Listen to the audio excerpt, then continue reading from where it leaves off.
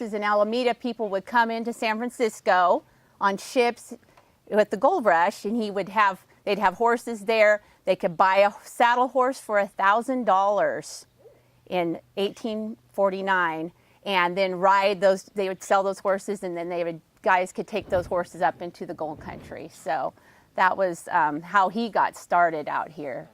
So he came in 49.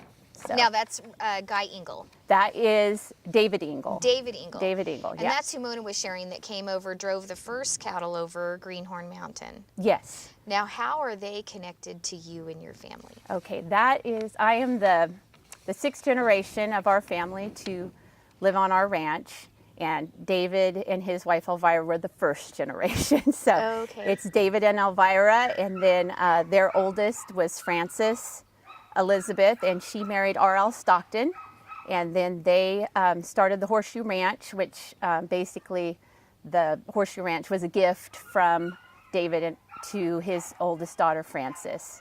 And she was kind of a tomboy. Her nickname was Frank. She ran the ranch with the boys. R.L. was the first superintendent of schools in Kern County. That was her husband. He was originally from Santa Rosa. In that area. But Frances ran the ranch. Frances ran the ranch. He was superintendent of schools. He was a teacher at 18. Okay. And Frances was his oldest student in his class. And they got married, and they started their portion, the Horseshoe Ranch, in 1866 when they got married in December of 1885. And you gave me this in the beginning, and this is their original brand that they petitioned for. Yes. Quarter circle T. Yes. Okay, so it kind of looks like a C and a T, but and it was on the 2nd day of January, 1886. Yeah, that's when they got married. And that's your family history of the ranch that you still live on today. Yes. Yes. My parents actually live in the ranch house that R.L. and Frances built. Really? In the original house? Yes. Now, have they added on or anything? Yes, they have. They've modernized. They have, electricity and all that kind of stuff. Running water, yes. So now, do you still work on the ranch? Yeah. Yeah. My family, we have a small herd of cows, and that's one of the things that has kept us in the cattle business, is that we have fluctuated as the market and the circumstances have allowed, and so we didn't always stay big. One of the things that R.L. and Frances did is that they divided their property equally in between all 8 of their children.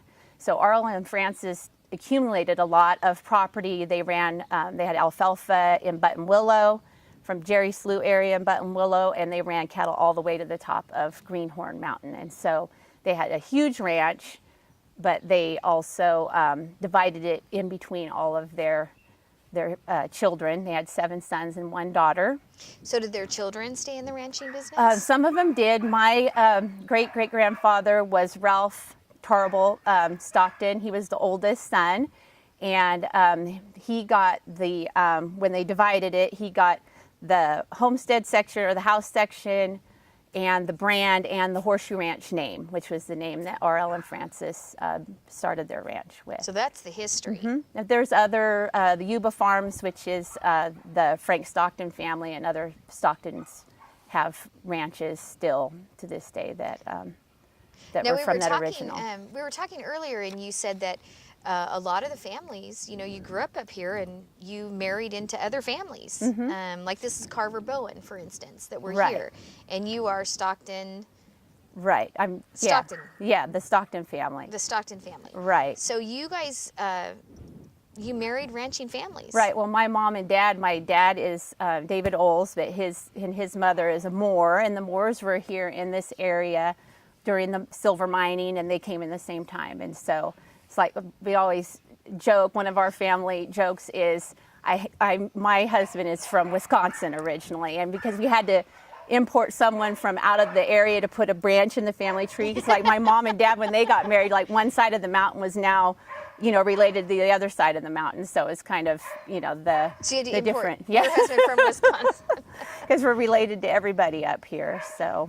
So, but you guys also have another business. Yes, one of the things that was of some foresight of my grandfather is that our ranch, he never put it into the Williamson Act because he said our ranch was too small and cattle wouldn't always be able to be our sole income. And so we weren't in the Williamson Act, which allowed my dad and mom to diversify, and they started a 5-dog shooting range. Which is on the ranch property. Which is on the ranch property. So let's explain to people who don't know what the Williamson Act is. Explain to them what it is. It was a tax act that allowed ranchers to not be, to stay in ranching. It gave a tax break. So it helped with that. And it helped a lot of ranching families be able to continue to ranch. But because we don't have a large ranch, we had a very small operation because of my great-great-grandfather getting the smaller portions because he got the smaller property. Well, we don't want people to think that all these breaks come to ranching families, because they really don't. No. But the Williamson Act was an act that was to be able to protect ranch lands, right?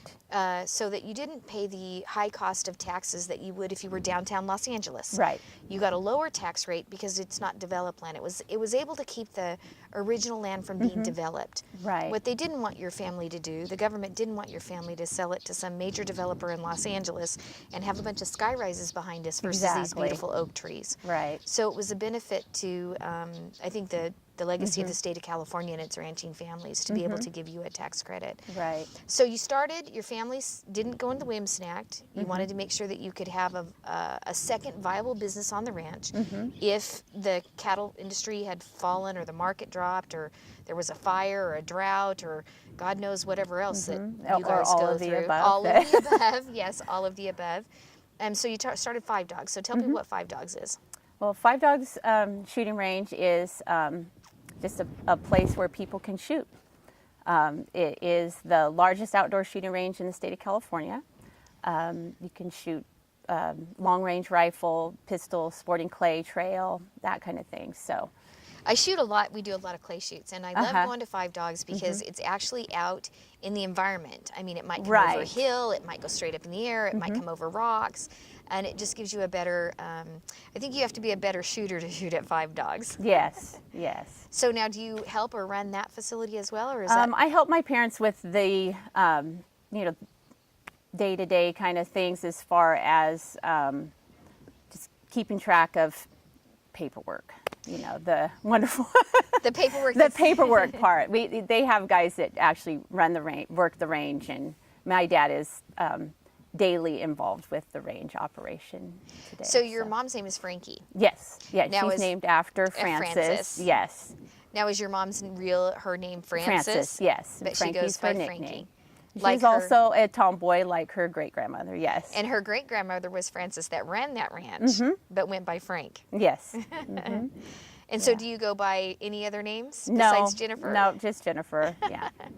So now how many of your siblings, your family, are involved in the It's my sister and I. Okay.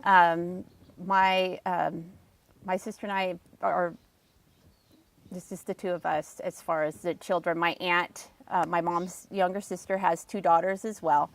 And so we live on the ranch. My family lives on the ranch. My 3 girls are the 7th generation to live on that property.